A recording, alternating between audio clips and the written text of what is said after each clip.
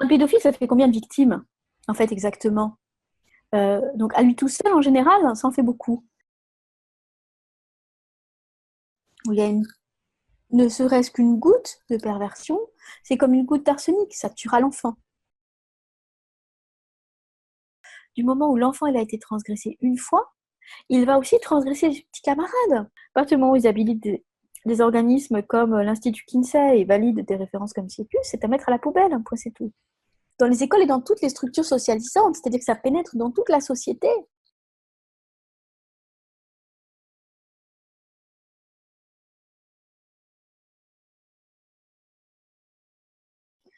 Forcé à faire quelque chose. Donc si l'enfant, il n'a rien dit et qu'il ne s'est pas débattu, eh bien c'est qu'il était consentant, puisqu'il n'a pas été forcé à faire quelque chose. On voit bien qu'on a glissé de la notion de consentement actif, c'est-à-dire, déjà, on a glissé de deux notions, c'est-à-dire normalement le mineur sexuel, il n'a rien à en dire de la sexualité, il n'y a pas de sexualité à voir avec lui, point barre, il n'a pas à être consentant, pas consentant. Et pour les adultes, il y avait la question du consentement actif, c'est-à-dire positif. Oui, je donne mon consentement à avoir une sexualité avec un tel, un tel, un tel, et de telle nature, dans laquelle on n'a rien à en dire, parce que c'est entre adultes consentants. Et là, on voit bien que on passe à quelque chose qui est le droit de ne pas être soumis à la contrainte et, entre parenthèses, forcé à faire quelque chose. Donc, ça veut dire que là, l'enfant, de toute façon, dans cette définition des droits sexuels, et dans tous les droits sexuels, il a le droit à avoir une sexualité, il a le droit à avoir une éducation sexuelle, il a le droit à recevoir des informations sexuelles, et du moment qu'il n'y a pas une contrainte visible qui s'exerce sur l'enfant. Or, on sait très bien que l'enfant est extrêmement manipulable. Deuxièmement, on sait très bien que, indépendamment de la question de il est manipulable ou pas, de toute façon, il n'a pas de consentement éclairé puisqu'il c'est un enfant, donc il ne peut pas être consentant à une sexualité. Et on va rajouter que donc tous ces droits sexuels, à chaque fois, dans toutes les analyses que j'ai pu en faire, et encore une fois, je l'ai fait en maintenant 3 langues, anglais, espagnol, français, on est toujours sur si l'enfant ne subit pas de violence avérée, en gros, c'est OK pour qu'il ait une sexualité et avec n'importe qui. Et on va rajouter donc dans cette phrase de ne pas être soumise à la contrainte, à la discrimination, entre parenthèses, liée à son sexe ou son orientation sexuelle, par exemple. Alors, l'orientation sexuelle, eh bien, la pédophilie, pour beaucoup de, entre guillemets, spécialistes sexologues, c'est une orientation sexuelle. Donc, parce qu'il y a des gens aussi qui vous disent, moi j'ai entendu ça, ouais, mais alors attendez, qui c'est qui va appliquer ça? Tout le monde n'est pas pédophile. Un pédophile, ça fait combien de victimes, en fait, exactement? Donc, à lui tout seul, en général, ça en fait beaucoup. Donc, si il est autorisé par le système et qu'à côté, on a plein de gens qui disent rien, ça fait combien de victimes? Ce qui est en fait très préoccupant, c'est qu'à travers cette éducation sexuelle dès le plus jeune âge, euh, auquel euh, on s'opposera aux parents. Il faut bien dire que ce ne sera pas les parents qui vont avoir le dernier mot là. Ce qui est très préoccupant, c'est qu'en fait, on incite le, le, le, on incite le peuple à banaliser, en fait, sous couvert scientifique, la pédophilie. Voilà, donc l'idée, c'est que l'enfant, il aurait une sexualité déjà, première idée, et on va voir d'où ça vient, et qui l'a promu, certainement pas les psys, et un consentement propre. Voilà. Donc tout ça, ça crée deux mouvements, hein, évidemment. Un mouvement pro-pédophile qui vient attaquer tous les travaux scientifiques sur la mémoire traumatique et sur les traumas infantiles, hein, niant que les abus sexuels infantiles et les viols infantiles puissent avoir des conséquences extrêmement graves sur le développement psychique de l'enfant et du futur adulte. Et je voudrais dire que moi, je suis extrêmement préoccupée qu'il y ait si peu de psy à s'inquiéter gravement de ce qui est en train de se passer. Il y a des organismes internationaux qui promeuvent ces droits sexuels pour les enfants, donc en contrevenant complètement donc à deux principes qui est le fait que l'enfant n'a pas de consentement, ne peut pas avoir de consentement, et le deuxième principe que l'enfant n'a pas de sexualité. Donc développement de sexualité au sens sexualité adulte, donc il n'est pas du tout une façon, il n'a pas de sexualité, il a un développement psychique, mais même cette notion de développement psychosexuel, elle nous vient de certains personnages sinistres dont on va parler. Donc la sexualité, ça commence avec le développement des pulsions biologiques à l'adolescence, Et je dois dire qu'il faut aussi rajouter que quand on a des sexualités précoces chez les enfants, par exemple la masturbation compulsive, c'est quand même un indicateur que l'enfant est transgressé. Donc, on doit être très clair là-dessus. Alors, évidemment, c'est l'inverse, c'est-à-dire que ces gens-là, ces promoteurs-là, ils créent la transgression, puis ensuite ils disent ah ben, regardez, l'enfant il a une sexualité puisqu'il se masturbe. Hein. Donc, on voit bien l'effet pervers. Nous allons partir des standards pour l'éducation sexuelle en Europe.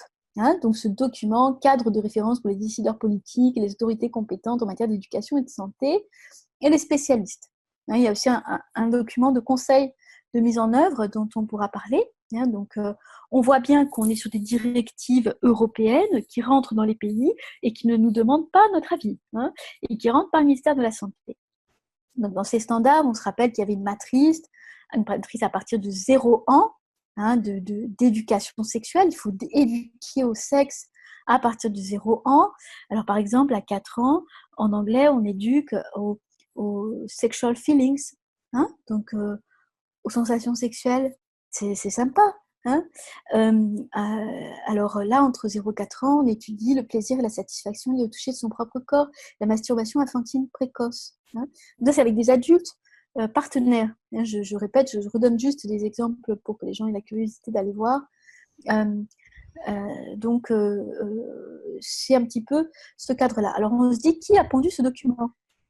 On le cherche un petit peu, on va chercher.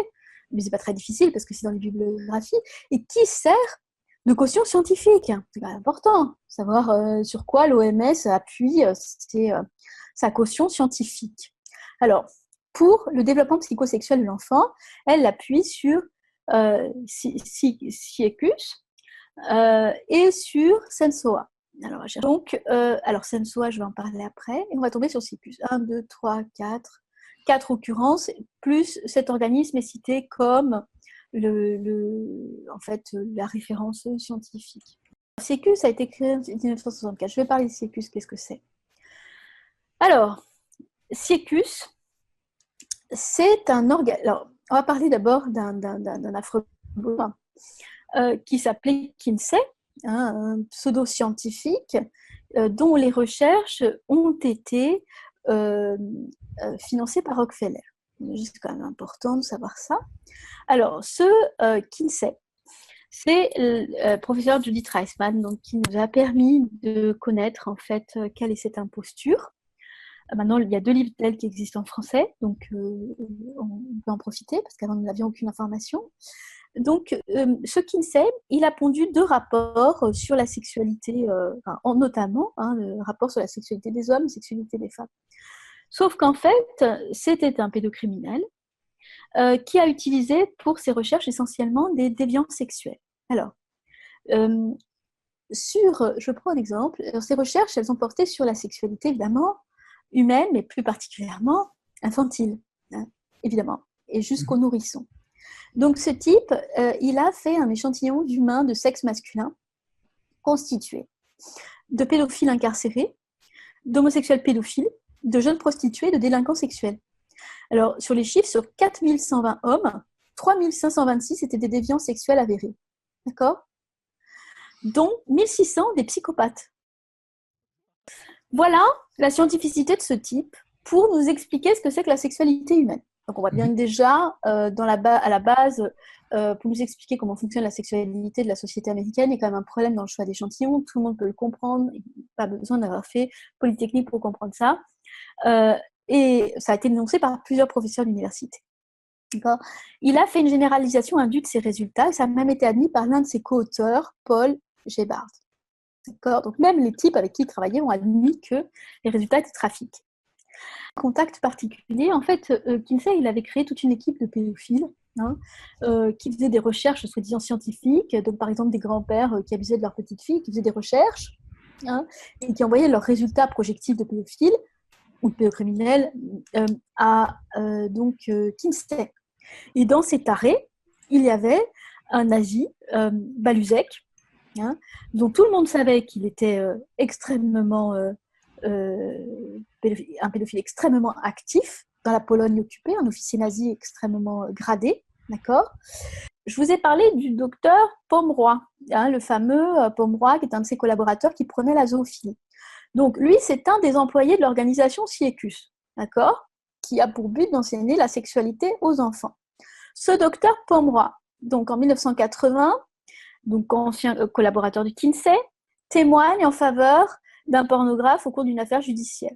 Elle reconnaît qu'il a recherché des fonds de la part de la pornographie pour produire sa propre pornographie impliquant des enfants. D'accord ? Voilà l'organisme CIECUS, dont on nous parle, qui sert de référence scientifique, une caution scientifique dans les standards. On va voir l'Institut Kinsey qui maintenant est habilité à l'ONU, justement pour les questions de santé sexuelle, de genre et de reproduction. Et de Kinsey va partir le fameux CIECUS, qui est donc dans la bibliographie des standards. Voilà. Alors, il faut quand même savoir que le CIECUS a été catégorisé par le Time Magazine qu'on ne peut pas non plus accusé d'être complotiste. Dans le numéro du 14 avril 1980, il a été accusé de faire partie d'un lobby universitaire pro-inceste menant une campagne pour ébranler le tabou de l'inceste. On dit bien que CIECUS est pro-inceste. Et en 1991, donc le fameux CIECUS lance sa série de directives pour l'éducation sexuelle complète en indiquant bien que seuls des enseignants formés par des partisans de Kinsey seraient autorisés à entrer dans les salles de classe américaines. CIECUS encourage tous les élèves à utiliser des ouvrages sexuellement explicites proposant des images, des imprimés, etc. et banalise absolument toutes les pratiques sexuelles. Voilà qui est CIECUS, la caution scientifique des standards pour l'éducation sexuelle en Europe. Alors, parce qu'en France, on s'appuie bien sur les standards pour l'éducation sexuelle en Europe. Alors, il y a quand même toute une population qui se contient encore dans le déni, mais il faut bien savoir que ce n'est pas forcément les enseignants les enseignants de l'éducation nationale qui vont enseigner ça, puisque ça provient du ministère de la Santé, qui est en partenariat avec le ministère de l'Éducation nationale. Donc, ça veut dire que le ministère de la Santé rentre comme il veut dans les écoles. Alors, j'ai eu des échos, ça peut être par des infirmières, ça peut être par des formateurs à l'éducation sexuelle, puisque c'est un nouveau métier. Il y a même une association des formateurs à l'éducation sexuelle. Et on m'a fait aussi un témoignage que sur le DU portant sur la lutte contre les discriminations hommes-femmes, on citait bien Kinsey. Donc, on voit bien toute l'intrusion idéologique qui arrive sur cette question du droit sexuel de l'enfant porté par l'ONU. Exemple justement d'un texte intoxiqué, donc toujours dans ces conseils là, pour la mise en place. Comme on l'a déjà évoqué plus haut, il existe une croyance répandue selon laquelle l'éducation sexuelle favoriserait l'éducation sexuelle chez les enfants et les jeunes et ferait s'éteindre les principes moraux. Mais ce n'est pas une croyance, c'est une réalité, ça a été étudié. Je veux dire, il y a plusieurs psys de l'enfance qui l'ont étudié de façon scientifique. Alors, ils ne répondent pas à ça. Ils ne répondent pas, ils disent c'est une croyance. C'est pourquoi il faut accompagner tout ça avec les fondements objectifs et contenus qui sont couverts par les standards, tandis que les principes directeurs UNESCO, déjà mentionnés, font la synthèse de la quasi-totalité des études d'évaluation d'impact récentes. Études donc faites par les organismes que je t'ai cités. Donc juge et partie, pas de psy de l'enfant, pas de scientifique, enfin voilà, de la scientificité à la Kinsey. Et c'est très très pervers parce que en fait, dans ces fameux droits sexuels, éducation sexuelle, on va toujours vous amener des idéaux, etc. Et par exemple, si on prend les féministes, on va dire qu'il n'est plus d'égalité et de respect entre l'homme et la femme, parce qu'on va expliquer aux petits garçons que le viol, c'est pas bien. Mais en fait, c'est une méconnaissance profonde de la vie psychique. C'est-à-dire qu'à partir du moment où on va expliquer à l'enfant ce qu'est le viol, je veux dire, avec des images à l'appui, parce que c'est des images à l'appui, eh bien, on va entraîner une transgression. C'est-à-dire, on va au contraire inciter au viol. Donc, c'est à un moment donné préserver l'enfant de la transgression, des fractions traumatiques qu'est la sexualité pour l'enfant. Eh bien, c'est par les préventions, bien sûr, mais ce n'est pas exposer la sexualité adulte. Donc là, on va par exemple attraper les féministes comme ça. On va attraper les homosexuels en disant « Ah, mais c'est pour la lutte contre les discriminations ». Donc, ils précisent bien que les gens soient au courant. École maternelle, jardin d'enfants et garderie. Ce qu'il faut bien savoir, c'est qu'à partir du moment où l'enfant il a été transgressé une fois, il va aussi transgresser les petits camarades. Là, ils préconisent 3 séances par an, mais ça va augmenter, puisque c'est la santé sexuelle et que c'est la priorité jusqu'en 2030. Dans les standards, l'enfant, il est partenaire, il est dit partenaire pour une éducation sexuelle participative avec l'adulte. L'enfant qui est choqué, il ne va pas en parler à ses parents. il faut bien comprendre ça. Il ne va pas en parler parce qu'il est très choqué. Donc, son système de valeurs fait qu'il va aussi, lui, être dans une capacité à cliver, en fait, et à ne pas donner l'information immédiatement à ses parents, sauf exception. Donc, voilà, donc il faut quand même être très très vigilant. Une séance est une transgression, enfin, de cette fameuse éducation sexuelle à la Kinsey. Ce qui m'afflige, moi personnellement, c'est de voir des psys tomber en plein dedans dans l'éducation sexuelle, en pensant que parce qu'on va enseigner la sexualité aux enfants, et comme si on allait leur apprendre à dire non, comme si un enfant était en capacité de dire non, ce qui est un déni d'enfance, encore une fois, parce que s'il est en capacité de dire non, ce qu'il est en capacité de dire oui, donc il a un consentement, et c'est quand même gravement problématique. Et c'est de la maternelle au doctorat, hein, l'éducation sexuelle officielle. Et puis, elle est visée à partir de 0 ans parce que Kinsey disait bien que le nourrisson était en capacité d'avoir des orgasmes.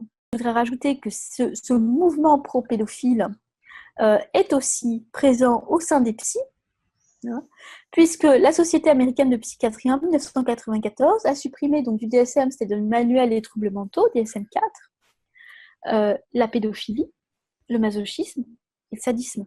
D'accord ?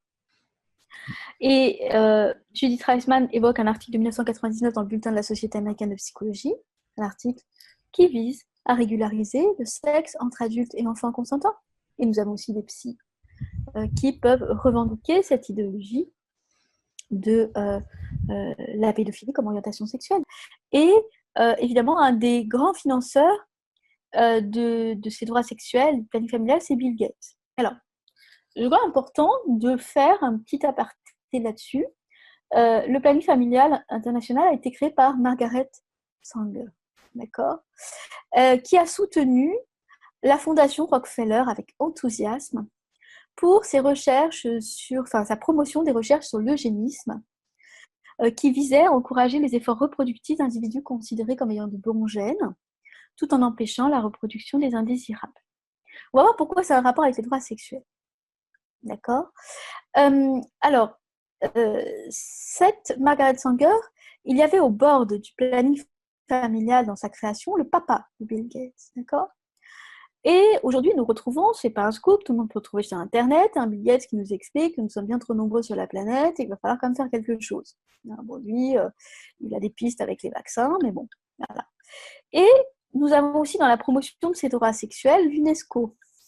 Et l'UNESCO, le premier directeur de l'UNESCO, c'était le frère d'Huxley, d'accord ? Le fameux Huxley qui nous a écrit Le meilleur des mondes, dans lequel tous les enfants ont accès à des cours de sexe dès la naissance. De toute façon, ils naissent plus d'un homme et d'une femme, ils naissent dans des bébés, dans des trucs éprouvettes. Et puis, ils ont tous du sexe sans attache. La famille, c'est un gros mot. L'amour, c'est un gros mot. Hein. Donc, on est dans cette ramification de réseaux, d'idéologues qui s'infiltrent un peu partout. Comme on a vu pour, par exemple, la question des faux souvenirs qui vise à nier totalement la parole de l'enfant et sa mémoire traumatique. En gros, ce qu'il raconte, c'est des conneries. Hein. De toute façon, dès qu'il y a l'abus sexuel, ce qu'il raconte, c'est des conneries. Donc ça, c'est depuis Outreau, hein, depuis les procès Outreau, sur lesquels quand même il faudrait que les Français se retranchent un petit peu. C'est-à-dire qu'il n'y a pas de vision d'ensemble, il n'y a pas de vision d'ensemble non plus parce que les gens sont dans le déni de qui nous dirige. Hein. Donc il n'y a pas de vision de cette, effectivement, idéologie en réseau. Donc on ne fait pas le rapprochement, on va voir donc des associations se battre effectivement sur les questions de la loi sur les violences sexuelles pour dire, mais attendez, il y a un grave problème, parce qu'on est en décriminalisation finalement du viol sur mineurs, etc. Mais ils ne vont pas faire le rapprochement avec les droits sexuels ni avec l'éducation sexuelle. Or, pourtant, il y en a un. On va occuper les militants, si tu veux, à certains modules qui vont leur paraître sympas, et ils n'auront pas la vision de l'ensemble. Donc, ils vont dire, oui, voilà, moi, dans le cadre du programme d'éducation sexuelle, je suis chargée de l'apprentissage au respect de son propre corps, par exemple. Donc, forcément, le militant qui fait ça, il n'a pas du tout la vision de ce que c'est l'ensemble. Donc, mais même s'il y a un joli module comme ça, à partir du moment où tout le reste est vérolé, ça reste vérolé. C'est-à-dire que, comme je l'ai déjà expliqué, tous ces textes, à partir du moment où il y a ne serait-ce qu'une goutte de perversion, c'est comme une goutte d'arsenic, ça tuera l'enfant. je suis assez pessimiste et optimiste à la fois, mais pessimiste dans le sens où il va falloir attendre la catastrophe pour que les gens, à un moment donné, ils ouvrent la boîte de Pandore, ils se rendent compte de dans quoi ils sont mis. Mais là, qu'est-ce qu'on va faire? Je sais pas. Simplement, aiment-ils leurs enfants? Mm. Aiment-ils leurs enfants? Leurs enfants sont-ils plus importants pour eux? Cet amour pour leurs enfants est-il plus important que leur peur? Qu'est-ce que je veux dire par là? Je veux dire que ce déni sur la question de la sexualité, de la transgression sexuelle infantile, il vient tout simplement de l'ampleur existante des abus sexuels infantiles qui fait que soit on en a été victime, soit on en a été témoin, et ça a entraîné un déni pour pouvoir se protéger. Donc, on voit bien comment ça se passe dans une famille quand il y en a un des membres qui va dire qu'il a été victime d'attouchement ou de viol au sein de la famille, toute la famille va lui tomber dessus pour qu'il se taise. Eh bien, c'est à peu près exactement pareil. C'est un mécanisme transposé pour la question de la sexualisation précoce de l'enfant. C'est quelque chose qui renvoie en fait chacun à des problématiques. Alors, évidemment, tout le monde n'a pas été violé dans son enfance, je ne suis pas en train de dire ça. Moi, je suis en train de dire que en tout cas, sur mes propres patients, et en discutant avec d'autres collègues, et en lisant aussi ce que d'autres psy ont pu dire. Alors, je ne parle pas de ceux qui nous expliquent dans la lignée de raisonnement pervers que tout ça, c'est du fantasme, hein, mais on voit bien qu'il y a un taux réel d'abus sexuels infantiles qui est extraordinairement colossal. Donc, je crois que ça, déjà, il y a un premier point. C'est-à-dire que les personnes elles-mêmes peuvent être déjà en propre déni. On le voit déjà dans les travails, dans les psychothérapies, hein, comment ce sujet, à un moment donné, peut débarquer alors que la personne l'avait complètement oublié. Mais on a besoin du nombre. C'est-à-dire que si les gens ne réagissent pas en nombre, il ne se passera rien. C'est quand même important. Euh, et je ne vois pas pourquoi on n'aurait pas le pouvoir, parce qu'on a le pouvoir du nombre. C'est nous qui avons le pouvoir. Il n'y a Oui. jamais d'argument. C'est-à-dire, ils disent, oui, c'est erroné, c'est une croyance. Mais ce n'est pas une croyance. Mm. C'est évident. C'est pas seulement évident. C'est que. Et quelles sont leurs données scientifiques pour nous démontrer qu'on n'a pas beaucoup plus d'abus sexuels, de transgressions sexuelles aujourd'hui d'enfants et de femmes qu'avant, et d'hommes, bien sûr, et de garçons. On en a beaucoup plus. Donc, c'est que ça ne marche pas. C'est la question du lien derrière. C'est-à-dire, j'ai parlé tout à l'heure un petit peu de John Monnet, donc la question du genre qui revient en fait hein, dans ces droits sexuels en permanence, puisqu'on enseigne les identités de genre aux enfants de 4 ans dans la matrice des standards pour l'éducation sexuelle en Europe. Hein.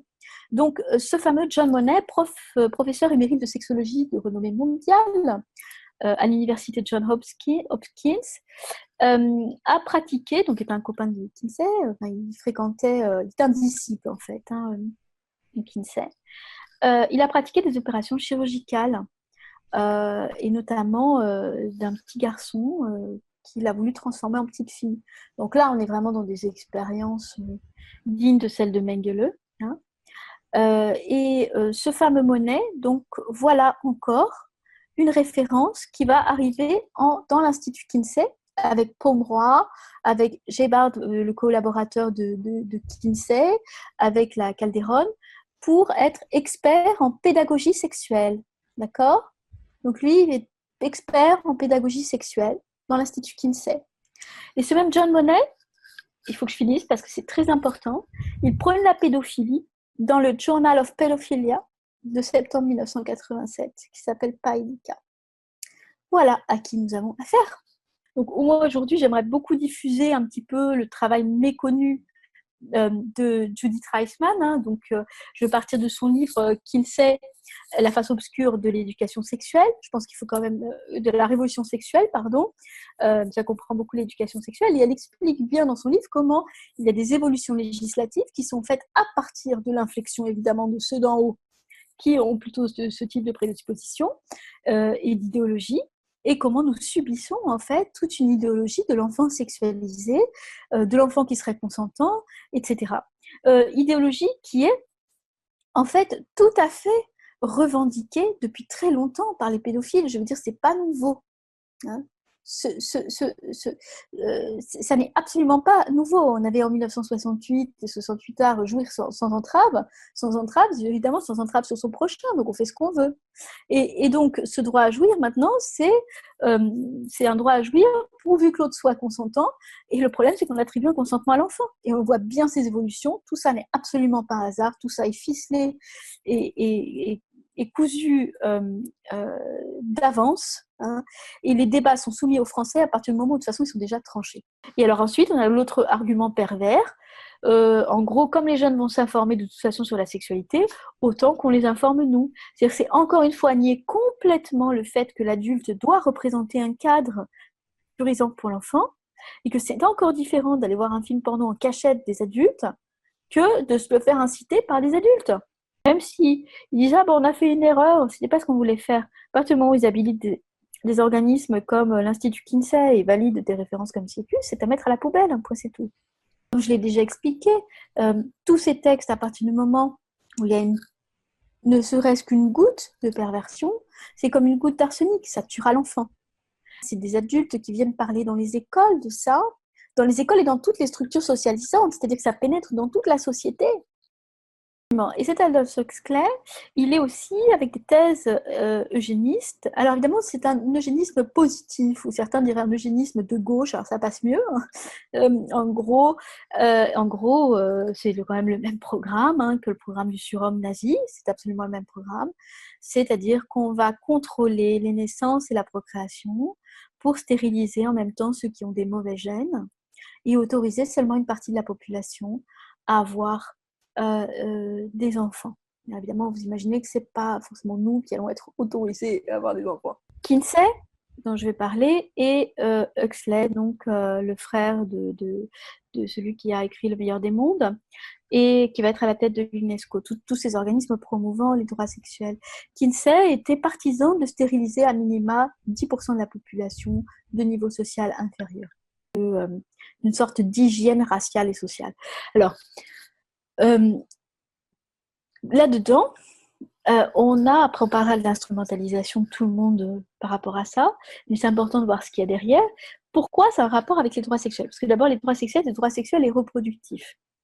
Donc en clair, il faut entendre qu'à la fois, on va sexualiser l'intégralité des enfants, ce qui va complètement les détraquer hein, sur le plan psychique, les traumatiser, et faire en sorte que qui ne soit plus du tout en capacité de se développer correctement. Ça, c'est un point.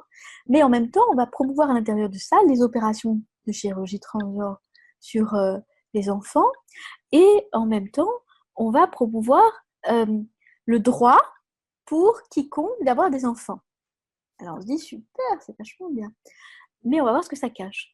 Donc, il est bien évident qu'à partir du moment où vous avez subi une mutilation au niveau de votre sexe, vous n'avez plus la capacité de vous reproduire naturellement. Il faut quand même le dire. Il va falloir passer par des artifices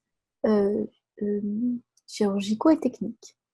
Ensuite, la question donc du droit à l'enfant pour tous. À un moment dans la déclaration des droits sexuels, quand je l'analyse, je montre bien que finalement un petit garçon transformé en fille a le droit d'avoir, selon la déclaration des droits sexuels, il n'y a aucune limite qui est posée à ça, des enfants avec sa maman transformée en garçon. Hein. En fait, l'enfant devient un marché. C'est-à-dire l'enfant devient un achetable, un consommable, et quelque chose qui va être créé par voie génétique. Ce qu'on va retrouver pour prouver que ce n'est pas un fantasme de ma part, dans les standards pour l'éducation sexuelle en Europe, parce qu'à partir de, je crois, 15-16 ans, on leur apprend les designers babies, c'est-à-dire les bébés génétiquement modifiés. Voir aussi qu'on est dans cette idée du contrôle des naissances. On est dans l'idée du contrôle des naissances. On n'est pas seulement dans la petite ado qu'il faut protéger, etc. Et il faut aussi quand même se poser la question des conséquences, et pas seulement psychiques, sur la femme qui a avorté, sur ses difficultés éventuelles à avoir des enfants ensuite. Parce qu'il y en a beaucoup plus qu'on ne le croit. Donc, on est avec quelque chose derrière, d'un espèce de contrôle nazi. Alors, ces ramifications avec le nazisme, bon, on avait l'Institut Tavistock, évidemment, avec Huxley.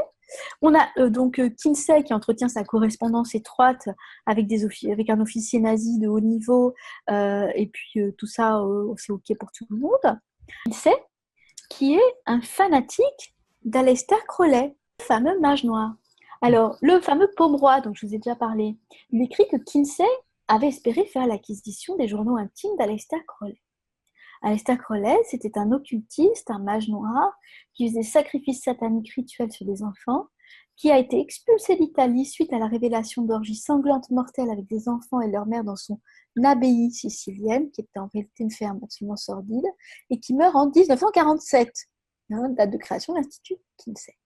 C'est un grand inspirateur de l'occultisme nazi, qui se fondait sur la magie sexuelle. C'est bien entremêlé. Kinsey et Pomeroy ont aussi déclaré que la prostitution, y compris celle impliquant les enfants, n'était ni un mal ni une source d'exploitation du moment que l'enfant est consentant. Vous voyez ? En fait, et ça, on retrouve dans la Déclaration des droits sexuels, puisqu'à un moment donné, je pose la question de la possibilité donc, de l'enfant de signer des contrats pour lui-même, y compris des contrats de films pédopornographiques. Il n'y a aucune limite qui est posée à ça. Et donc, le fameux Pomeroy, il a aussi préconisé, donc qui faisait partie, encore une fois, de différents instituts, comme je l'expliquais, il a préconisé la légalisation de la prostitution sans limite d'âge. Il en fait même une question d'éthique dans une brochure officielle de formation du 3e cycle. On voit bien, donc c'est à ciel ouvert, mais comme ça n'est pas dans les médias de masse, ça n'existe pas. C'est assez... on voit bien l'histoire de la propagande. Alors c'est vrai qu'il y a plusieurs choses en chaîne. Il y a effectivement les procédés de dissociation traumatique précoce visant à faire que l'enfant soit psychiquement malléable et soit complètement conditionné et devienne un mouton du système. Et puis lui-même un prédateur en puissance. Donc ensuite on est dans l'incitation, l'inverse de la civilisation qui est normalement d'éduquer pour faire qu'on arrive à peu près à vivre ensemble dans un contrat social. Là c'est l'inverse, c'est-à-dire que l'enfant va être éduqué entre guillemets, être incité à la prédation. Donc on va former des générations de prédateurs et de victimes d'abord qui deviennent des prédateurs. Ensuite l'idée c'est d'arracher les enfants à leurs parents. Il faut quand même très clair. L'éducation sexuelle obligatoire, je l'ai déjà dit, ça contredit les déclarations des droits de l'homme, ça ne gêne personne. C'est une façon, en fait, d'arracher les enfants à leurs parents. Et puis, évidemment, les parents qui vont être réfractaires, on va leur arracher leur enfant. Ce n'est pas nouveau, c'est déjà mis en place, et ça va l'être de plus en plus. Alors, pour ajouter une petite touche, l'Institut Kinsey, qui s'appelle l'Institut Kinsey pour l'étude du sexe, du genre et de la reproduction, fait des recherches sur le clonage humain. L'avortement est un business très lucratif parce que la promotion de l'avortement permet d'obtenir des corps de fœtus humains intacts pour avoir des organes pour la recherche. Et donc, il y a aujourd'hui un trafic d'organes légal aux États-Unis sur les fœtus.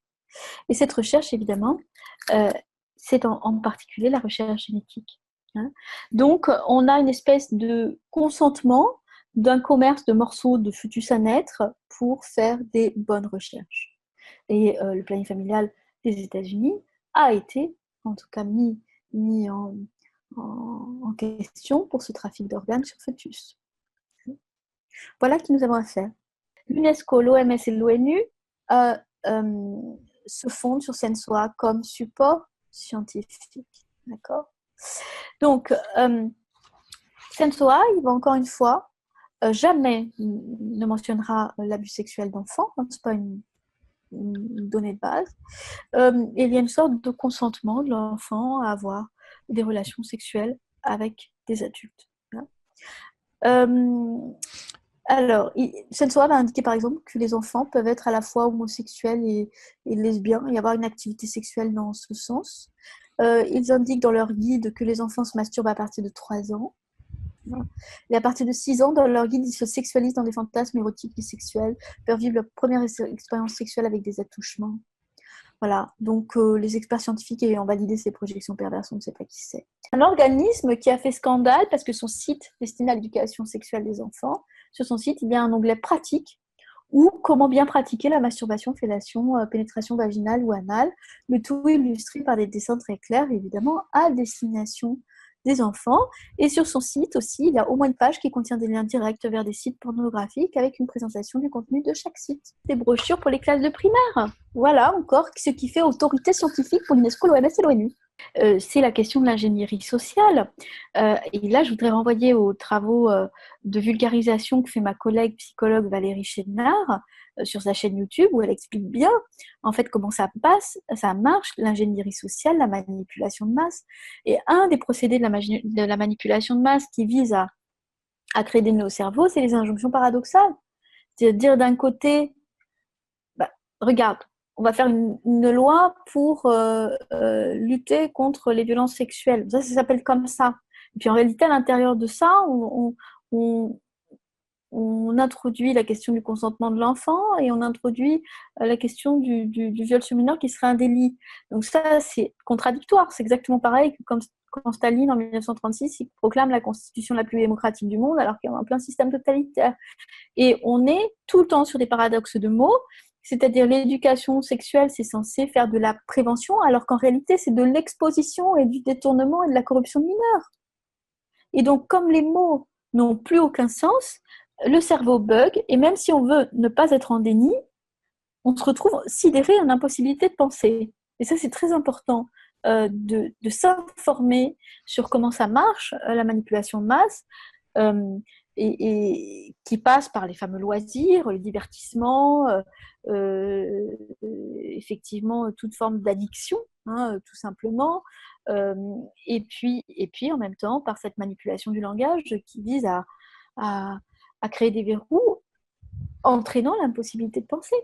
On me dénie, mais aussi on a l'idéalisation du transgresseur pour justement, qu'est-ce qui se passe? Le cerveau, il se protège. Quand il ne peut pas sortir d'une situation où, par exemple, quand on est enfant, eh bien, il va créer une idéalisation pour se dire qu'il a le meilleur parent du monde alors que c'est le pire des transgresseurs. Ça n'est pas une maladie mentale au sens de délire. Il n'y a pas de délire dans la perversion. Il y a un être psychiquement qui ne conçoit sa relation aux autres que dans l'instrumentalisation. C'est-à-dire, il utilise l'autre comme un outil, un instrument pour sa propre jouissance, et puis quand il en a assez, il le jette. Ça, c'est le pervers. Alors, le pervers, dans le système totalitaire, c'est toujours l'adjuvant du paranoïaque.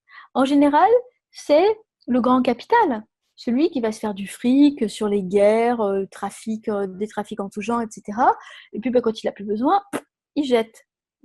Donc là, il y a une entreprise perverse par la perversion sexuelle dans cette histoire d'éducation et de droit sexuel, puisqu'on est sur l'extension de la perversion sexuelle, c'est-à-dire considérer euh, que l'enfant serait en mesure d'avoir une sexualité, c'est faire des projections pour sa propre satisfaction, pour son propre plaisir de pervers. Projeter, ça veut dire attribuer à l'autre quelque chose qu'on a en soi alors que l'autre ne l'a pas du tout. Donc projeter ça sur l'enfant, encore une fois, encourager, transgresser l'enfant et après dire ah bah oui, regardez, il se masturbe. Donc on est bien sur cette projection perverse. Tout est à ciel ouvert pour qui va faire des recherches. Moi, ce que je fais, c'est juste des recherches où tout le monde peut aller vérifier. Moi, je parle souvent du système paranoïaque pour parler du système totalitaire. C'est-à-dire qu'on voit bien que là, toute l'entreprise éducation sexuelle, droit sexuel, c'est pas une fin en soi, c'est un moyen pour lequel le cerveau paranoïaque va utiliser des pervers pour détruire les enfants. Quand on parle de pulsion sexuelle ou de libido, on parle bien d'une pulsion qui doit être transformée. C'est-à-dire qu'en fait, et le premier à l'avoir dit, c'est Freud. Donc, d'ailleurs, Kinsey n'aimait pas Freud. Je suis toujours pas en train de faire la défense de Freud, qui a quand même des aspects très troubles dans son œuvre, mais c'est intéressant de voir ça. Il n'a pas pu s'appuyer sur Freud. Il le trouvait trop moralisateur, etc. Et donc, en fait, on doit réprimer nos pulsions. Et dans nos pulsions, il y a les pulsions sexuelles pour pouvoir sublimer. Sublimer, c'est transformer l'énergie pour la faire monter. Je renvoie vraiment à l'interview chez Anna, je ne vais pas redire ce que j'avais dit, mais pour la faire monter et l'employer à d'autres fins. C'est-à-dire, en fait, canaliser ces pulsions. C'est-à-dire que si tout de suite, dès qu'on a une pulsion, on la satisfait, en réalité, on va être incapable d'utiliser notre énergie à d'autres fins. Et d'autres fins, c'est-à-dire construire des œuvres de civilisation, pouvoir s'employer à faire des efforts de longue durée, parce que la pulsion, elle est immédiate. Si on la satisfait dans l'immédiat, on est incapable de faire des efforts de longue durée pour construire quelque chose. Or, toute la civilisation, c'est ça, c'est construire des œuvres ensemble. Donc le fait d'inciter tout le monde à satisfaire ses pulsions, au-delà du fait que ça va entraîner un chaos pas possible, ça va surtout empêcher la spiritualisation de l'être humain. C'est-à-dire le fait qu'il arrive à canaliser cette énergie pour faire d'autres choses et accéder à une dimension spirituelle. En réalité, ça inhibe totalement le développement de l'esprit critique, moral, philosophique, spirituel de l'être humain, qui est quand même la fonction par laquelle il s'humanise. Je voudrais rappeler que, oui, certes, on a eu par le passé des sociétés hyper moralisatrices, mais l'être humain, il s'humanise par la morale. Je voudrais quand même le rappeler. Darwiniste, donc cette espèce de truc où nous descendons du singe, nous sommes tous des singes en puissance. Et cette promotion en fait d'un être humain qui est en fait encore une fois une espèce de bonobo sexualisé, mais qui n'a pas de conscience spirituelle, alors que on voit bien pour le coup chez l'enfant venir assez vite des questionnements de type métaphysique sur l'origine, sur d'où l'on vient, sur qui l'on est, et qui sont des questionnements de type spirituel. Et pour le coup, avant la sexualité, si on n'a pas encouragé la sexualité, bien sûr. Est-ce qu'on a un être spirituel ou est-ce qu'on est un être, c'est-à-dire un être d'esprit, ou est-ce qu'on est un être limité à nos parties génitales, avec une sexualité bouchage de trous qui n'est plus du tout une sexualité de rencontre. L'autodafé, il vient par la réduction du vocabulaire, par la réduction de l'enseignement de la grammaire, par l'absence d'enseignement du latin et du grec. Eh bien, il est déjà là. C'est-à-dire qu'en fait, les jeunes gens, aujourd'hui, n'ont plus accès aux œuvres de nos ancêtres parce qu'ils ne savent plus les lire, parce qu'ils n'ont plus les outils pour les lire, parce qu'ils ne savent même plus appréhender un passé simple. Donc, en fait, la réduction, elle s'est faite par des outils beaucoup plus subtils que de mettre des bouquins au feu, par le fait d'entraîner une absence de nécessité. Donc, le besoin, il est créé artificiellement sur des divertissements, et il est occulté, complètement occulté, sur le plan de ce qui pourrait ouvrir l'esprit. C'est qu'à partir du moment où l'enfant il a été transgressé une fois, il va aussi transgresser les petits camarades. Donc c'est un virus, c'est vraiment un truc, puisque lui-même aura été transgressé, eh ben, ça va être aussi entre enfants que ça va se passer le problème. Donc c'est extrêmement grave. Il y a un effort à faire d'aller chercher l'information et de se documenter. Parce que si on ne fait pas d'effort et qu'on se comporte comme le mouton qui attend que le berger lui donne sa petite nourriture, eh bien on sera traité comme un mouton. Et un mouton, à la fin, ça va à l'abattoir. C'est tout.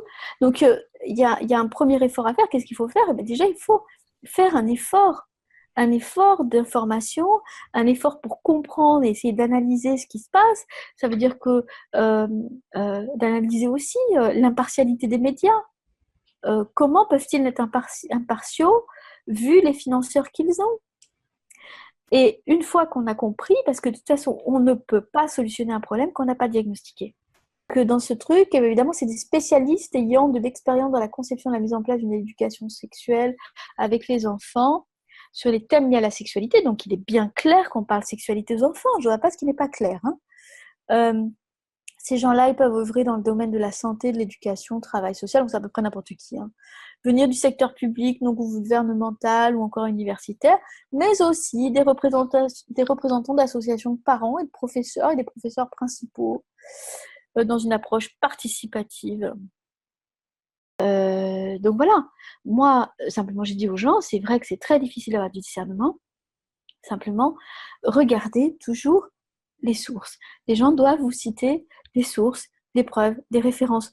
Tout ce que je vous raconte, vous pouvez aller chercher et c'est référencé. Et c'est officiel. La protection de l'enfance, elle concerne tout le monde, il me semble. Que l'eugénisme soit de droite ou de gauche, c'est très, très préoccupant en fait. L'eugénisme, un point c'est tout. Il s'agit d'intégrité dans le raisonnement et d'intégrité dans la citation des sources. Bon, et puis d'autres figures, quoi. Et donc, on s'aperçoit qu'effectivement, en fait, ces sujets qui concernent le pouvoir sont tout à fait vérolés, y compris dans les figures qui les incarnent. Voilà.